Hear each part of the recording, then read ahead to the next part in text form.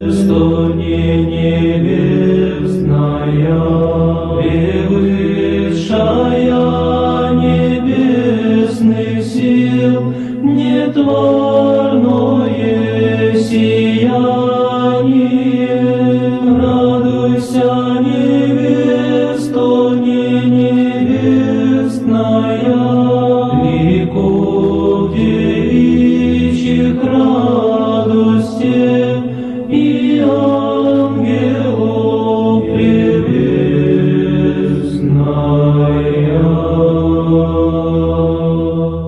Pomaže Bog, dragi gledalci, serijal Pravoslavlje danas i dalje sa vama, nadam se i vi sa nama. U ovoj emisiji imam posebnu čast i zadovoljstvo, i to ne jedno, nego dva.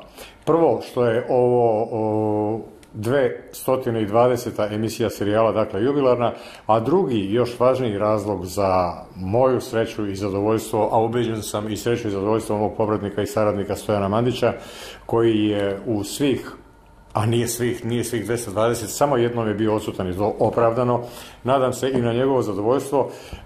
Imamo čast da ugostimo gosta koga vrlo retko možemo da ugostimo jer je prezauzet obavezama. Vidite ga, ovdje sedi pored mene, njegovo preosveštenstvo, episkop Raško-Prizrenski i Kosovsko-Metohijski gospodin Artemije. Preosvećeni vladiko, pomaže Bog i blagoslovite i hvala vam mnogo što ste odvojili vaše dragoceno vreme. Pomogao. Ja ću ukratko pročitati u par rečenica biografiju preosvećenog vladike Artemija.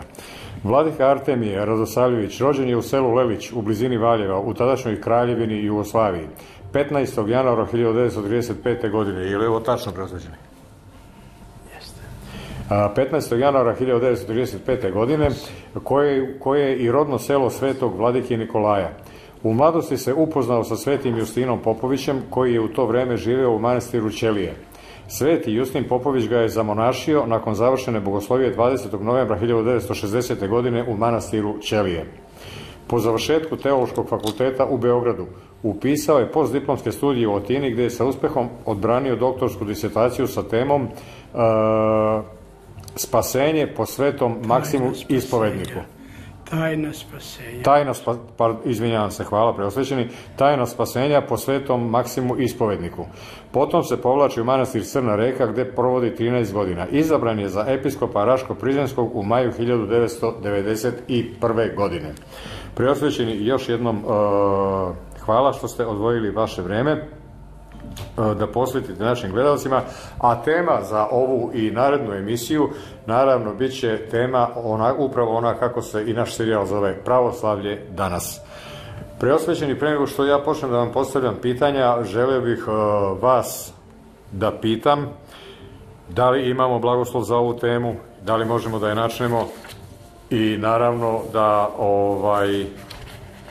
našim gledalcima kažete par reči po sopstvenom izboru. Vi tu sigurno nećete promašiti pre nego što počnemo sa emisijom. Život nameće mnoga pitanja, ali nema sumnje da je pitanje pravoslavlja osnovno pitanje koje čoveka treba da interesuje u ovome životu. Jer cela istorija roda ljudskoga i istorija svakoga čoveka, njegovog života, okreće se oko tog stožera pravoslavlja, prave vere, spasenja. Znači, to je pravo pitanje i mislim u pravo vreme. Hvala, preosvećeni. Poštovani gledalci, vama su sigurno poznata dešavanja vezano za preosvećenog vladiku episkopa Raško-Prizrenskog i Kosovsko-Metohijskog gospodina Artemija. U vezi s tim imamo jedan prilog, naime da vidimo šta je njegova svetost patrijarh Irinej rekao u vezi ovih dešavanja. Slučaj sa vladikom Artemijem je jedan neprijatan događaj za našu crkvu. Za mene posebno, jer je to bio prvi problem s kojim se suočio nakon svoga izbora, nakon uvođenja u dužnost patrijarha. Ali, nažalost, drugoga puta i načina nije bilo. Vladika Artemije je prilično dugo vremena u jednom malom raskoraku sa i saborom i sa sinodom. Malo se izdvojio iz celine crkve i ono što je za nas bilo neprihvatljivo, što je problem Kosova, stanje kome se Kosovo našlo i danas nalazi, smatrao ličnim problemom. Smatrao da je jedino on pozvan da taj veliki problem rešava i rešavao ga na način kako je on mislio da je to najcelishodnije.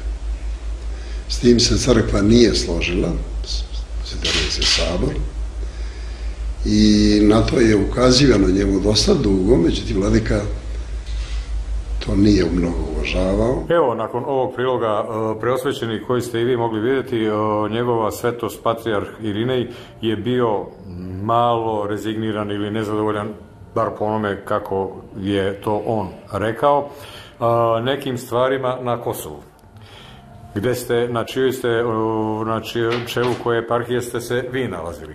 Navodno on, u stvari ne navodno, nego on tu kaže da ste vi tamo hteli da radite neke stvari onako kako treba da se rade, kako vi to želite, niste hteli da se uplipite u neke šablone koje verovatno nisu bili ni adekvatni.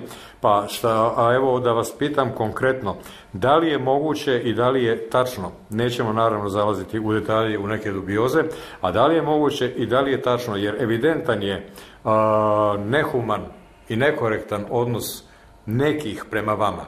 Da li je moguće da je do svega ovoga do čega je došlo i ove situacije u kojoj se vi nalazite, mada vam mnogi zavide na toj situaciji, to vam mogu reći bar po reakcijama naših gledalaca, i želeli bi da budu na vašem mestu, iako ste vi tretirate kao izgan i na neku ruku proteran iz crkve, sve više i više vernih naših ljudi, pravoslavaca, vas voli, ima ono što je više kleveta i laži, Artemije miliji i draži. Ja sam to parafrazirao nešto, ali vi znate o čemu se radi. Dakle, da li je moguće da se dešavanja, jer koliko sam ja uspeo zaključim, sve je krenulo posjetom potpredsjednika Sjedinjenih Američkih Država Josefa Bajdena Kosovu. Vi ste se tu usprotivili da on posjeti neke svetinje, tamo ste mu rekli da ne može da pomaže vamo tamo, zašto da mi pomažeš ono i da praviš ono što se ruši i tako dalje. Kako je krenula ta epopeja, ako mogu tako da kažem? Pre svega, nije početak ove istorije dolazak Bajdena u Dečane. Mnogo ranije je to počelo, a konkretno može se reći od 2004. godine, posle martovskog pogroma na Kosovu i Metohiji, kada je izvršen jedan genocid nad našim narodom, nad našim svetinjama, gde je u toku 2 dana porušeno 35 crkava i manastira i preko 800 srpskih domova, proterano 4000 Srba za 2 dana iz svojih domova. Od tada je uglavnom počelo sve. Iako ima elemenata i pre toga, kao što je jedan od moje sabraće bivše, naravno, izvoleo kazati da je sinod 10 godina čekao na ovu odluku koju su oni bez zakona doneli pre 3 godine.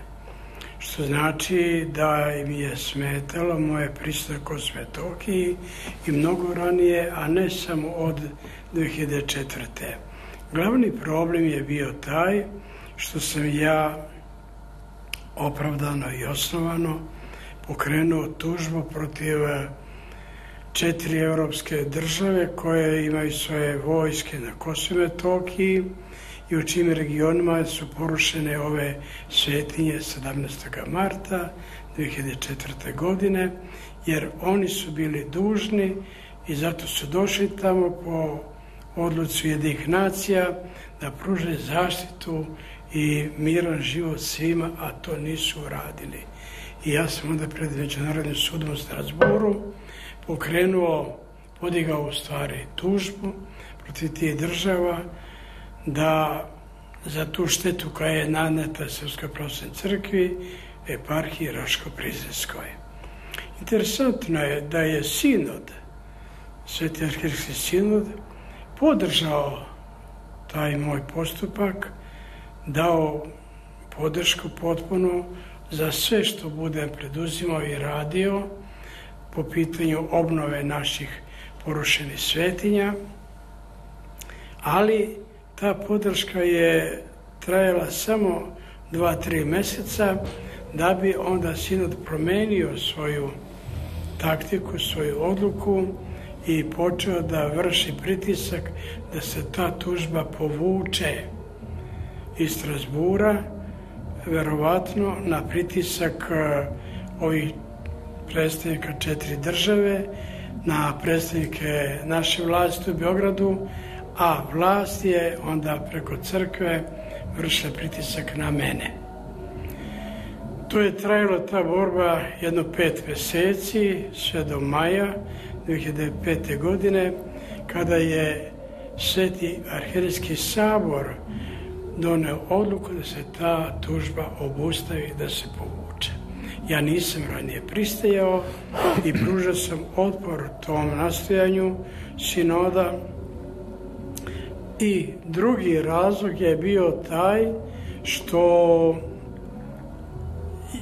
moj stav je bio da naše porušene svetinje ne mogu obnavljati oni koji su ih rušili, to jest Šiptari na Kosovu i Metohiji uz pomoć Europske unije. Nažalost, sinod je i to prihvatio i tako je došlo do tih zategnutih odnosa. Navodno da ja brinem da je Kosovo moje, da ja svojatam Kosovo. Ne. Ja sam samo radio ono što je moja dužnost bila kao episkopa i kao postavljenog od Boga i od crkve na to mesto za dobro našeg naroda i naše svete crkve. Vidimo, nažalost, danas, dokle se stiglo po pitanju Kosova i Metohije posle progona vladike Artemija sa Kosova i Metohije. Hvala preosvećenim. Na sljedećoj fotografiji možemo vidjeti ovo o čemu je preosvećeni vladika Artemije govorio, uništene crkve i manastiri na Kosovu i Metohiji odnosno od 17. marta 2004. godine. Njegovo preosveštenstvo, episkop Artemije, pomenuo je i brojku proteranih Srba. Ja sam ovdje našao negde u pripremi za ovaj razgovor sa uvaženim episkopom Raško-Prizrenskim i Kosovsko-Metohijskim gospodinom Artemijem, da je zbog terora albanskih ekstremista više od 150.000 pravoslavnih Srba iz Kosovsko-Metohijske eparhije proterano sa Kosova i Metohije nakon dolaska međunarodnih snaga i misije Ujedinjenih nacija. Mnoge parohije su ostale bez svojih parohijana, preko 110 crkava je uništeno ili teško oštećeno, a nekoliko sveštenika morali su da napuste parohije. Dalje, ovo što ste rekli preosvećeni, da su neki tražili od vas da osveštate crkve na Kosovu i Metohiji, to je bilo nekih koliko, ne znam, 100-tinjak crkava koje ste vi trebali da osveštate, to je traženo od vas. Te crkve su obnovljene stranim donacijama, a sabor je te crkve već primio. Vi ste navodno odbili to da učinite. Mislim da takve informacije nisu potpuno ispravne, nisu istinite. Ja sam sada govorio o porušenim crkvama samo za 2 dana 2004. A ako ćemo da govorimo uopšte od 1999. godine pa dalje do 2004. porušeno je 150 crkva i manastira.